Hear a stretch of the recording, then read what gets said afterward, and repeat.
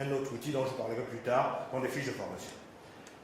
Je voulais vous dire, mesdames et messieurs, que nous n'avons plus le droit de continuer à nous tromper, nous n'avons plus le droit de continuer à nous fermer les yeux, nous n'avons plus le dire que nous ne savions pas.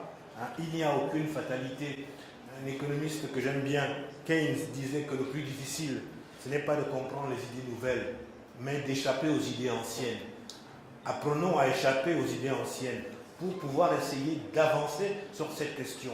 Et si l'Observatoire des compétences et de l'emploi et si l'Institut d'Afrique peuvent être un des acteurs avec vous de ce changement, nous serions très heureux. Parce qu'il ne pourra pas y avoir d'émergence réelle et durable sans des outils efficaces qui soient à même de redonner à tous le goût de l'avenir et à tous, je dis bien, à la population, à la jeunesse, aux entreprises.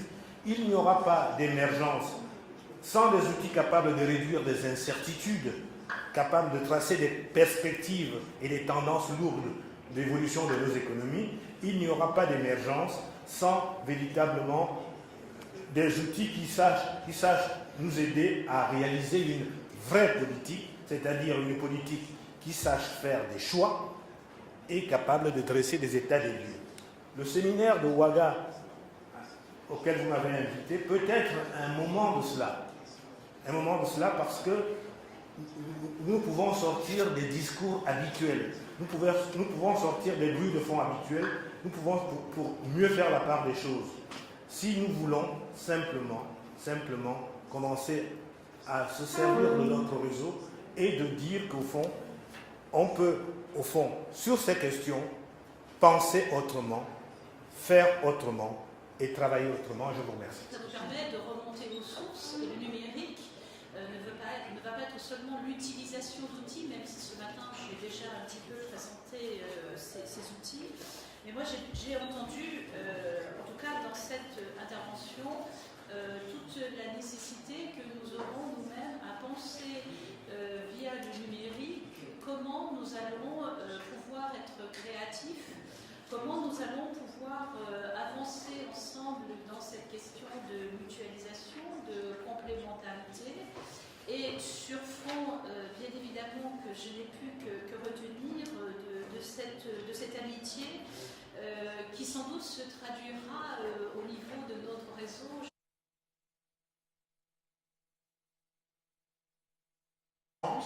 Et considérer que si les réseaux numériques travaillent à la vitesse de la lumière, il est extrêmement important que nos sociétés restent dans la temporalité des échanges de la communication sociale.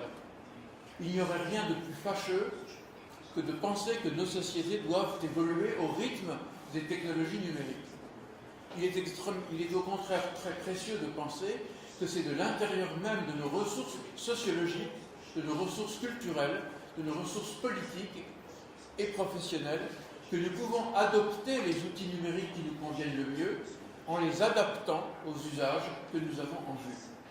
Et c'est, je crois, le principal message que je suis venu vous apporter. C'est que les technologies numériques peuvent devenir des technologies domestiques, si j'ose dire, et non pas des technologies sauvages. Des technologies domestiques si nous les approprions lentement et à travers la multiplicité des canaux qui nous sont offerts. Groupes de travail, séminaires, espaces numériques partagés, forums de discussion, séminaires comme ceux qui vont s'organiser dans le cadre de ce projet. Échanges informels, puisque l'une des caractéristiques du numérique, c'est qu'il favorise beaucoup d'échanges informels, horizontaux, aléatoires, entre des personnes qui ne pourraient pas se rencontrer physiquement, ou des personnes qui se situent à des lieux différents de la société, ou à des moments différents de leur parcours de vie.